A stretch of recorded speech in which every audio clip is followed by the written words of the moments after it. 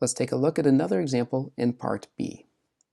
We have something n to the 13th plus 16n to some power minus 32n to some power divided by something n to some power is going to equal negative 1/4 n to the 6th plus something n to the 3rd plus 4n. Our first step in figuring this out has to be to decide, do we want to focus on the exponents or the coefficients first? It doesn't matter because they are two separate components to this question. You just need to decide what to focus on. Since the first time around in part A we had focused on the coefficients first, this time let's focus on the exponents. So the first thing I want to do is figure out what is the exponent in the denominator, n raised to what power? To do so, I need to find an exponent that I start with and an exponent that I end with. In the initial numerator that was given, the first term was something n to the 13th. And we see in the result on the right side of the equation that was negative 1/4 n to the 6th. Since I know I started with 13 n's for that term, and after the division I was left with 6 n's, I know that a total of 7 n's had canceled out. So that tells me the exponent in the denominator has to be a 7. I can now work backwards to figure out the other missing exponents. The initial middle term had 16n to some power.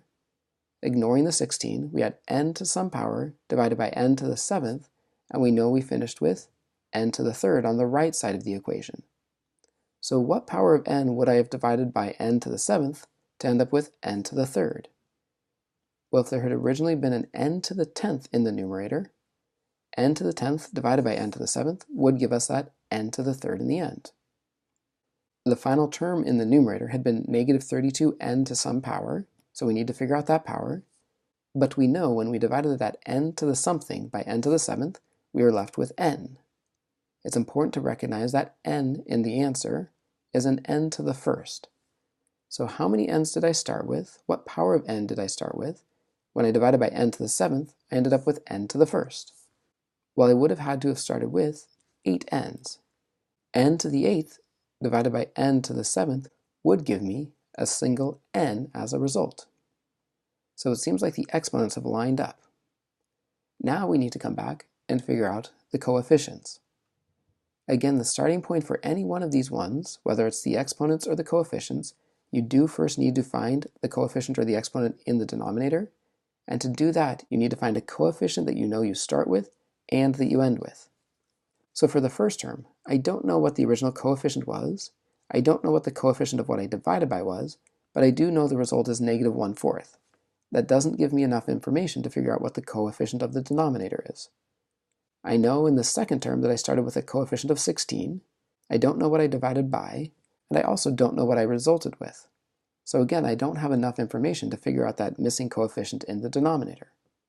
But in the third term, it had an initial coefficient of negative 32. I don't know what I divided by, but I do know that the final result was a positive 4. That's enough information. Negative 32 divided by what would give me a positive 4? Well, I know a negative has to be divided by a negative to get a positive, and I know 32 divided by 8 is 4. So that gives me enough information to know that the coefficient in the denominator is negative 8. I can now work backwards. Going back to the second term, I started with a coefficient of 16. 16 divided by negative 8 would give me a coefficient of negative 2 in my result. So the resulting coefficient in the second term is a negative 2. And finally, we now need to figure out the coefficient in the initial term in the numerator. What divided by negative 8 would give me a negative 1/4? Well, first, I know a positive divided by negative will give me that negative. And so the question is, what divided by 8 would give me 1/4? Well, 1/4 is the same thing as 2 over 8. So I know I started with a positive 2 as my coefficient.